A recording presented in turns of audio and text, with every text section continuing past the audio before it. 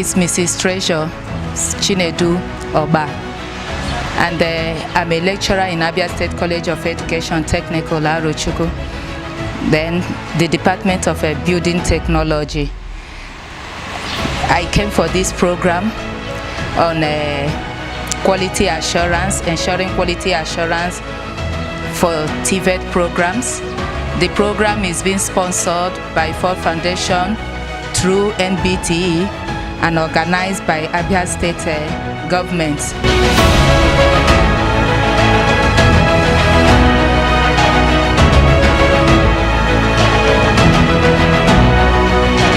My name is Akara Pristine Ongomdenachi. I started this program on Monday, which was on 14th of May 2018, and from the 14th of May 2018 till now, being 18th of May 2018, I've gathered so much on assessments, because one of the idea of this program is to help assessors know how best to assess the learner.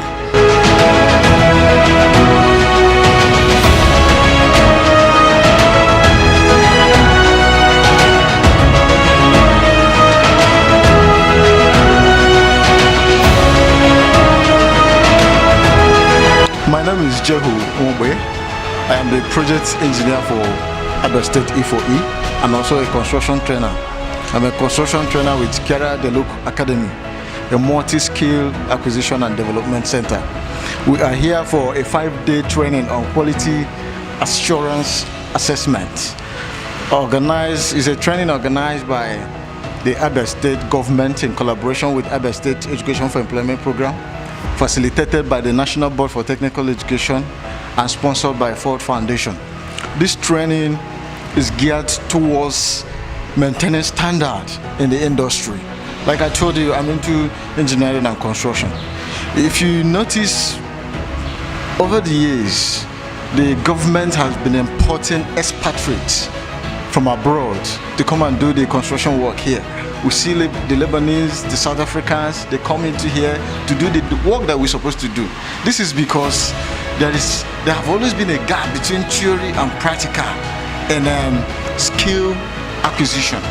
Our polytechnics, our universities, we teach more of theory and less practical.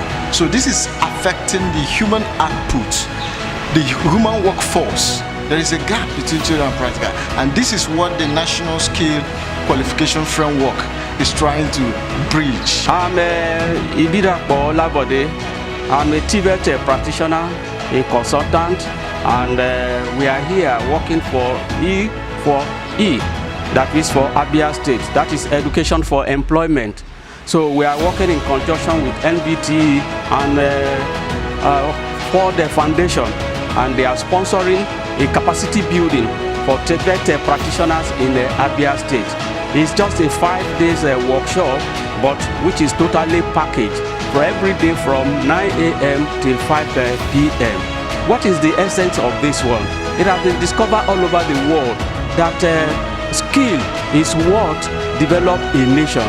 From your skill development, we can now see that productivity is enhanced in every aspect of human endeavor. So the world countries or the world nations that we talk about, or even the one we talk of Asia Tangas, it was because, and it is because, they are spending so much to impact on the essence of skill. As a result, every nation that wants to be great must also spend a lot of budget to improve on their practitioners, and that is why we are here. And it has been very rewarding. And by the time you interview those that have participated, I'm sure you are going to get the revelation of what the Ford Foundation through MBTE and the Abia State government has been able to do for their TVET practitioner. My name is Eze Ogechi, and I'm from E4E. We are the ones that are organizing this training that is going on now. And we all know what E4E is all about, education for employment. It's a kind of a skill acquisition where we train people, not just training them and allowing them to go. We train them on vocational areas so that on their skills, to build up their skills. Now, it has been a very wonderful opportunity for me to be a part of this program that is going on, because from here we have learned so many ways where which we can assess our learners, the people that will teach, so that to know what and what they have learned at the end of every training that we do. So to me, it has been a kind of, I am privileged and I'm opportune to join others here to learn. And now me, I have so much knowledge that I can assess anybody in any area. My name is NSQ. I'm the coordinator of Abia State Education for Employment Program. In 2015, when the governor was sworn in, he asked that some of the things that he has in mind be implemented, and one of them was the E4E program. And with the E4E program, we had to first of all do a labor market information system where we profiled the youths across the 17 areas, LGAs, and profiled some businessmen as well in Abia State. Because he wanted things to be done properly, scientifically. He wanted something that can stand the test of international agencies. So we methodologically followed through with enumerating all these young people and finding out what they want to do, assessing them, and so on and so forth. We've even gone to the point where we gave them an ID card, ATM cards from First Bank. Now, there are three things involved in technical and vocational education. One is equipment. Two is the environment where the training will take place, if it's conducive for learning. The third is the human resources that will carry out that training. We've seen many so-called capacity building programs come and go that don't really have weight. As you are aware, Dr. Okeze has a PhD, which he read, which he got at a very tender age. He's a very intelligent young man. And so he wanted things to be done properly. So we set out to that. Now we've profiled the young men. We've set up the systems in place.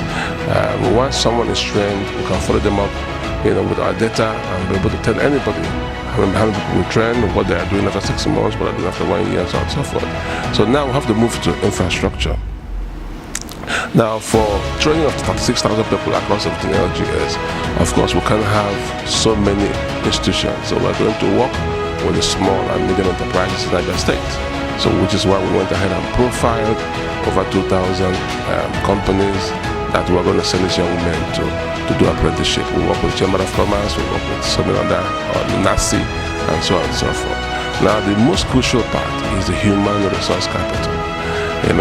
Because Nigeria has moved into, I want to have a master's, I want to have a PhD, I want to become a professor, we abandon technical and vocational education. It's almost like a crime to be called a mister.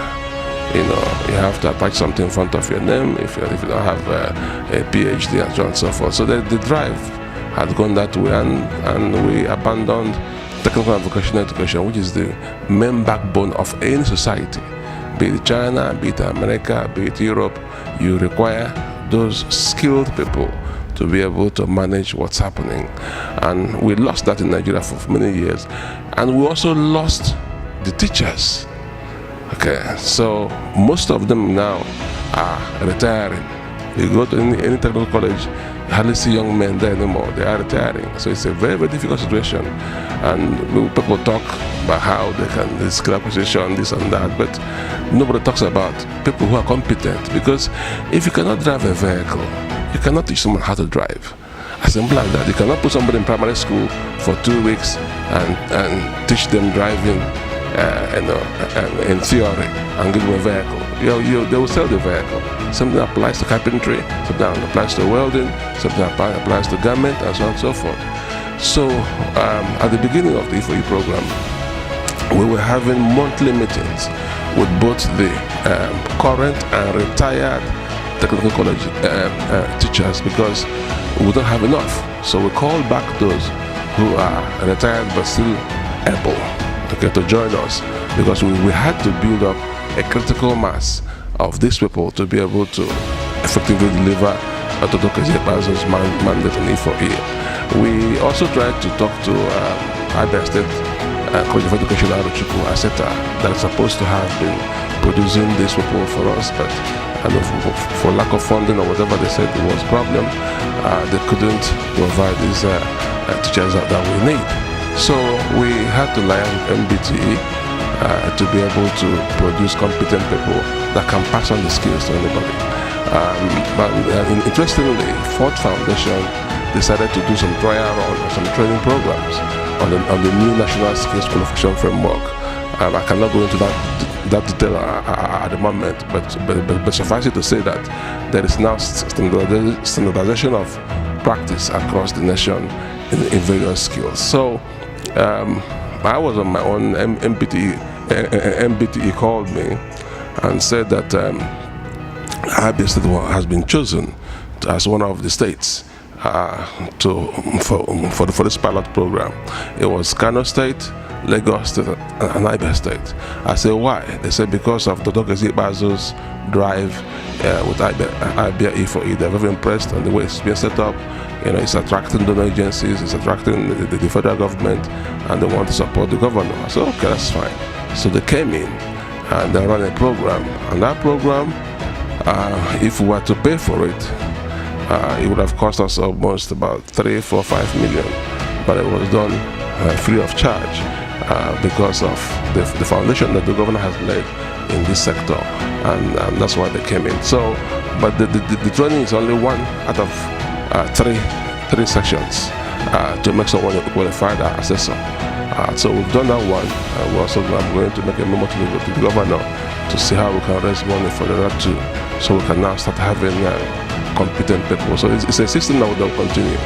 And apart from that as well, on our own, the E4E program will continue to have these monthly meetings with all these trainers. We have both retired and the new ones, and encourage some young men to come in and join us. That was the reason why we had that program.